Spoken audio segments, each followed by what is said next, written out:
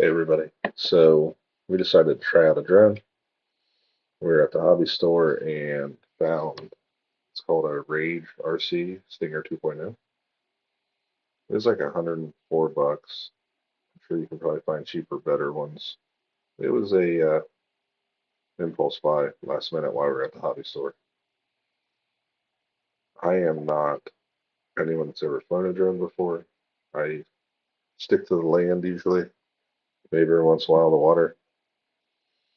So I am by no means an expert at this, at flying it. I don't even consider myself good at flying it. As you can see over there where that white post is, we're just panned around to, there's a creek over there. And this drone landed at the edge of the creek the first day I flew it. Um, I didn't realize the power settings, and there was a breeze, and the thing just couldn't overpower the breeze that was going on. And it shot across the field, and I hit the home button. And I didn't have it set to my phone yet, and it just started to go down, and it landed in the creek. So here I am, just trying to see if I can get video of my old leaning barn that I need to redo, um, and see how high it'll go and be stable. And obviously, I'm very jerky with controls, and there's no image stabilization in this cheap little camera, which I downloaded the app. I set it to 720p and just let it run. I wasn't able to really watch the camera while I was flying because I am not good at it. I'm still trying to figure out the orientation with the controls, where if the drone's facing away from me, the controls make sense. If the drone's facing me, it's reversed. Trying to remember that the right stick moves it forward and back, the left stick moves it up and down, the left stick spins it, the right stick steers it. It's all new to me. It's all foreign. So as you'll see here in a minute, I'm walking up the driveway slowly, but the drone's probably gotten 40, 50 feet away from me, and the camera starts freezing. So I'm guessing the Wi-Fi reception to the camera to record video is around 20 to 30 foot max to have a decent signal coming in and out.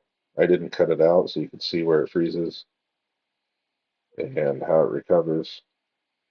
And I expect people that fly drones to not find this that interesting. This is going to be for somebody that's like $100 drone. What's it do? um, there's not much that I can show you as far as like on the drone. I'm going to have a picture in the title.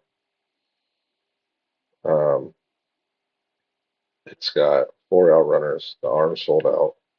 It's got a couple of replacement blades with it. Um, it's got a phone holder that's kind of chintzy, but it works. It's not bad. Again, it's $100 drone. As you can see here, I'm trying to stabilize the trim because it does have a trim button. It does have a, what do they call it, headless mode where you just fly it the direction you want it to go. It has an auto takeoff, auto land. Um, for someone that's never done it, it's fairly simple. Um, it was a little jerky, obviously by the camera, but the camera is really accentuating it. Like I'm just bumping it left and right to try and stabilize it and figure it out. But it worked pretty well for what it is. Sorry if there's noise in the background. My 3D printer is running for one of my RC projects. The moose is over here chewing on a stick. I try to get low and get some footage of him, and I'm too far away. Again, I'm probably 40 to 50 feet away now. And moose, it's okay, buddy. Amazon just delivered servo, and Moose is not happy about it. There was the moose, and he decided to move after the drone was near him, and he realized it because he was done chewing a stick that close to the drone. He's back to chewing a stick, but again, the drone, the distance, the Wi-Fi just wasn't connected, and then it catches up.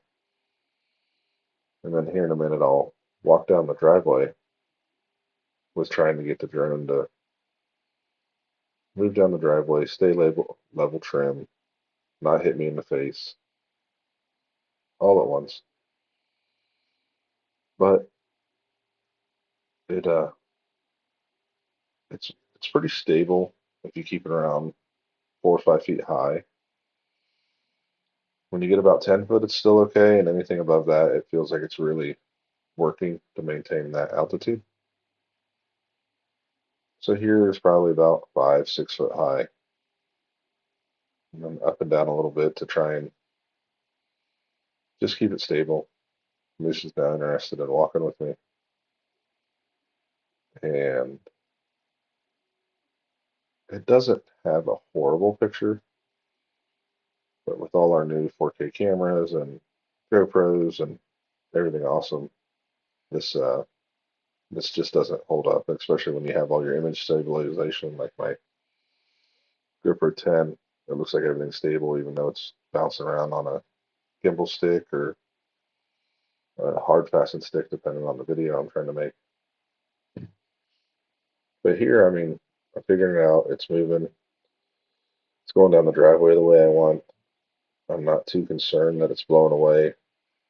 Barely any wind today, but I'm able to take it around the corner. Oh, my 3D print's done. I do occasionally forget the up and down versus forward and backwards. So as you see, it got close to the ground there. I let off the button, it caught back up, leveled itself back out, which is pretty nice. And then I'm just trying to angle it down the driveway, walk with me, trying to see how it does. And Moose decided it was time to use the restroom. Tried to get close on the birdhouse there. That was not mine. It was when I bought the house. I just haven't taken it out.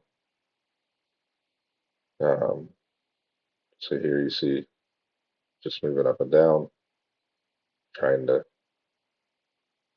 just figure it out. And I just have to say it's fun. The drone is fun.